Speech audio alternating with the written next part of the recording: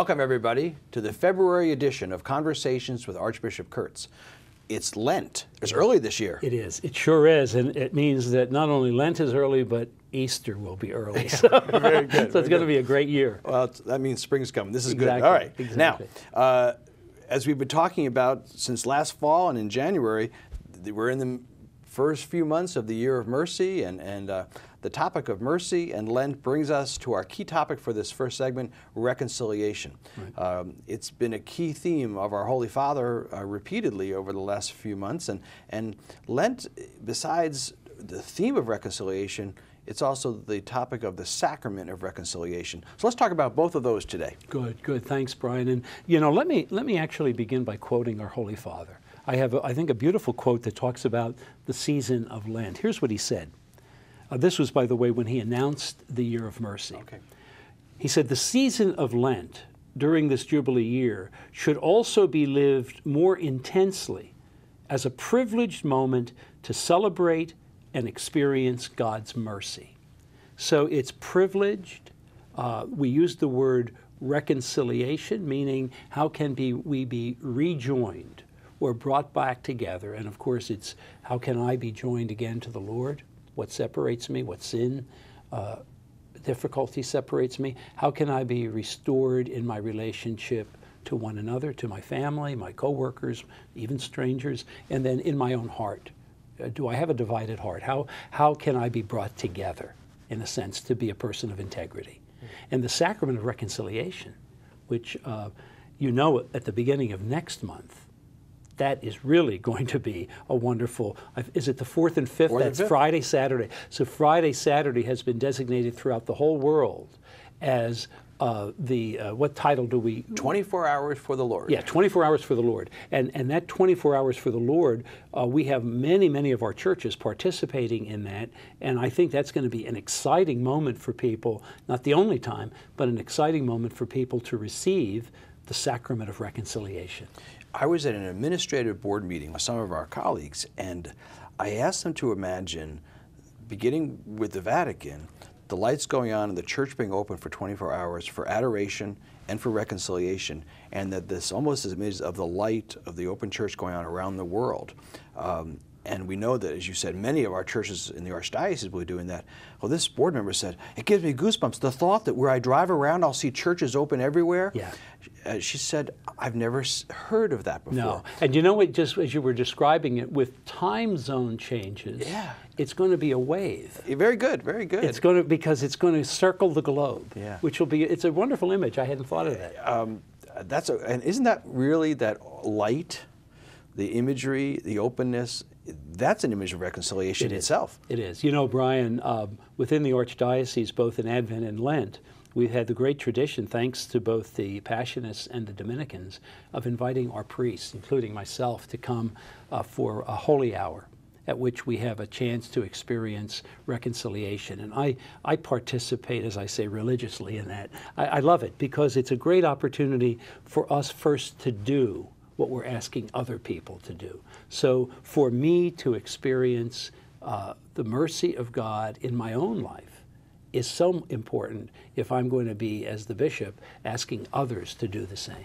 You know, there's a famous picture that floats around out there of our Holy Father, Pope Francis, kneeling in front of a confessional door in the Vatican, in St. Peter's, going to confession. And I think that strikes people as just a personal reflection, what's going on there. But what motivates him around those Well, you images? remember very early on, I think it was America Magazine had that special opportunity for an interview with him, and they said, tell us who you are. You know, and of course, I guess I wondered, how would the Pope begin to explain who he is? Yeah. He began by saying, I am a sinner. Okay. I am a sinner. Wow, remember. And it was powerful. I often say that with our Holy Father, that being in his presence is kind of like a retreat for me to return to the ideals of my baptism, of when I was called to be a priest, and to return to God's mercy. It's a great opportunity. When you talk about it, it sounds so appealing. but we know that there's a lot of hesitation among many Catholics. Why do you think that is, Archbishop? Why are people hesitant to go to the Sacrament of Reconciliation? It could be a many, and you know, with all of these things, Brian, we really do have to listen to people because it might be different for each person. But three things come to my mind. One is I have a role in lessening that hesitation. So the way in which I preach or talk to people, the way in which I receive someone, if I'm the one hearing confessions, receive them in, the way I receive in joy and in welcome can really cut through a lot of the hesitation. I think a second hesitation comes from our culture. And you know, we're a culture of extremes. We seem to have, so we either have people saying, I am such a sinner that even God can't forgive me. So they go to the extreme of not giving God the ability to forgive them, to be a God of mercy. The other extreme, of course, is to say, well, I'm pretty perfect. I don't really think I do anything wrong. And so either extreme is, of course, dangerous. It's dangerous, rocks in the water. The middle ground is saying, and this gets me to my third point, humbly. Because it takes some pride. If you've ever had to, you wouldn't have to, but if I've had to say I'm sorry to somebody for something I did wrong, but if I did, there's a little lump in my throat because it's not easy to say, please forgive me. Please forgive me for something. And not only does that have an effect, that request for forgiveness, on the person who's going to forgive me, but actually, for me to say it is good for my soul. That in itself is part of the healing process. For me to jump over the hurdle of my pride and say, you know, I'm not perfect, and I do ask your forgiveness. That kind of anticipates my next question.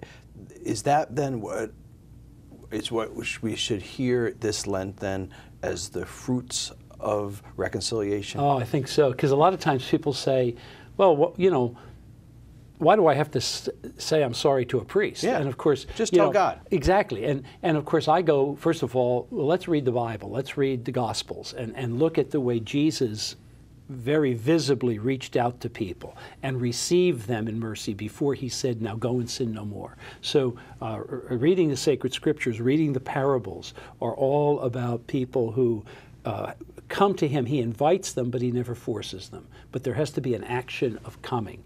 And we're a sacramental church. We use holy water, we use bread and wine. I mean, we are a sacramental church. We know that we are not floating spirits around that, but human beings who benefit when there's an external movement that matches or facilitates the internal conversion. And so that's really the reason. It's that hurdle of humility, too, that we said earlier. The other thing that I think is important about coming is when we sin, we hurt the family of the church.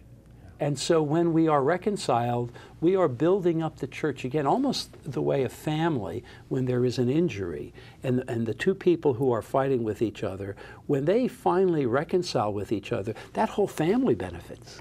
Wow. Not just the two individuals. So it's similar with the family of the church. Well, you've given us lots of motivation there to come back to that so important Sacrament of Reconciliation. You know, we're doing listening sessions right now this month as part of the Catholic Connection Project, and we already know some people are saying the next step for some people returning may be a positive experience with that sacrament. So we open the doors to that, and I thank you. Let's remember the 4th and 5th of this month, of March coming up, for these opportunities for the 24-hour experience, and let's pray for a good, fruitful Lent for everyone. Oh, thanks. Thanks for being with us for this segment. We're going to be back with some special guests from Holy Cross High School and a group called the Cougars for Christ.